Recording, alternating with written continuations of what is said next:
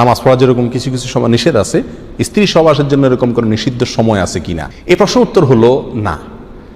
দুটি সময় নির্দিষ্ট করে বলা যায় যে এই সময়গুলোতে সহবাস করা জায়েজ নেই, হারাম। তার একটা হলো মাসিক যখন হয় তখন, এবং সন্তান হওয়ার পরে যে রক্ত যতদিন থাকে ততদিন, নেফাস হয় যতদিন, সেটা সে সময়। আরেকটা হলো যে ফরজ রোজা যদি রাখা হয় রমজান মাসে, তাহলে ওই রোজা অবস্থাতে।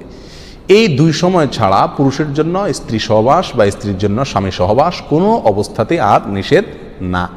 অনেকেই বলেন যে অমুক সময় সহবাস করা মাকরু, অমুক সময় সহবাস করা হারাম, অমুক সময় সহবাস করা ঠিক না। এগুলো সব মন গড়া কথাবার্তা, ভিত্তিহীন কথাবার্তা। এর সাথে ইসলামী শরিয়ার কোনো সম্পর্ক নাই।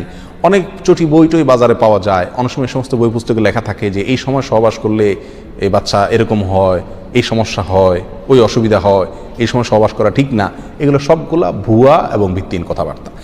চিকিৎসা বিজ্ঞানীদের যদি কোনো পরামর্শ থাকে ভরা পেটে করা ঠিক না বা অমুক তমুক, এরকম যদি কোনো থিওরিক্যাল কথা কোনো ডাক্তার, কোনো বিশ্বস্ত কোনো মানুষ বলে থাকেন, তাহলে সেক্ষেত্রে সেটাকে আপনি আমলে নিতে পারেন। কিন্তু ইসলামী শরিয়ার পক্ষ থেকে আপনার জন্য কোনো সময় সহবাস করা নিষেধ নয়, মাকরু নয়। আবার কোনো সময় সহবাস করলে বেশি উত্তম হবে, ভালো হবে, সন্তান ভালো আসবে বা ভালো কোনো ফল আসবে, এরকম কোনো জিনিসও ইসলামী শরিয়াতে নাই। এটা সম্পূর্ণ যার যার অভিরুচির উপর নির্ভরশীল, যার যার অভিরুচি অনুযায়ী যে কোনো সময় সহবাস করতে পারে।